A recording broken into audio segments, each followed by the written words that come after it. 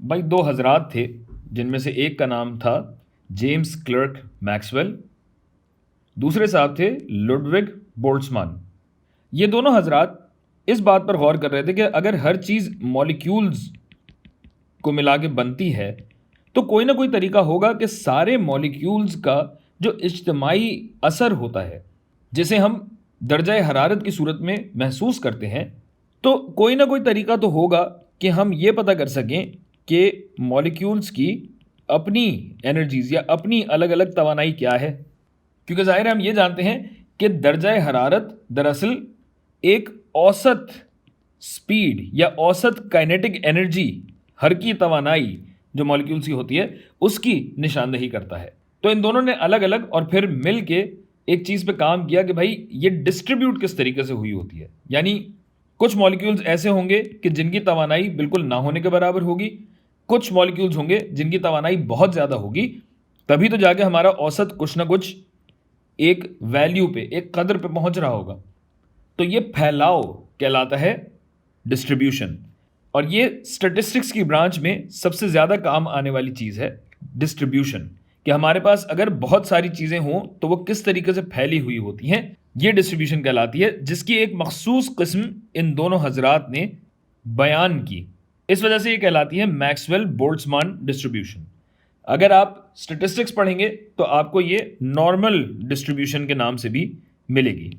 اس کے پیچھے بہت ساری ریاضی ہے، اور ظاہر ہے ان دو عظیم ہستیوں کا اتنا زیادہ کام ہے کہ اگر اس میں ہم پڑھیں تو ایک ویڈیو میں بات پوری نہیں ہو سکتی۔ لیکن یہاں ہم فزکس کی اور تھرمو ڈائنامکس کی اور ٹیمپریچر کی بات کر رہے ہیں، درجہ حرارت کی بات کر رہے ہیں، تو ہم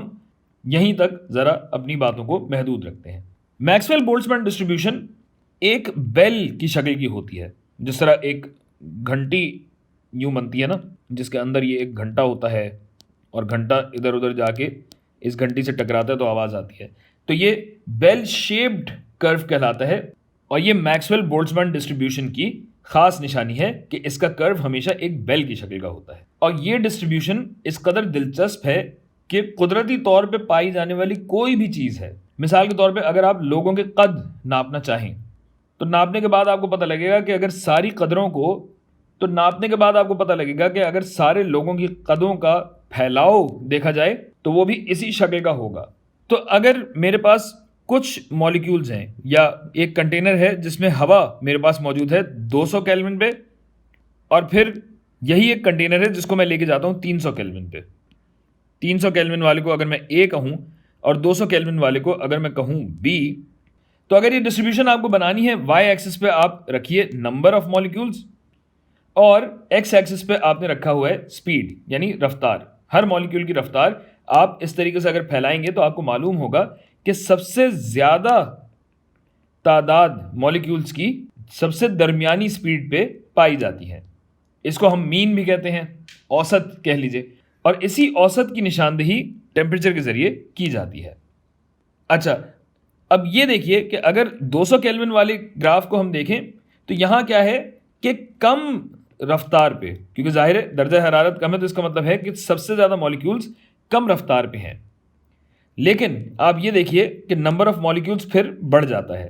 تو یہ اونچائیوں کا فرق کیوں آ رہا ہے؟ کیونکہ اس کرو کے ذیل میں تو آپ کے پاس کل تعداد ہے مالیکیولز کی، اور یہ کل سپیڈ آپ کو بتا رہا ہے، تو یہ جو رقبہ زیر کرو ہے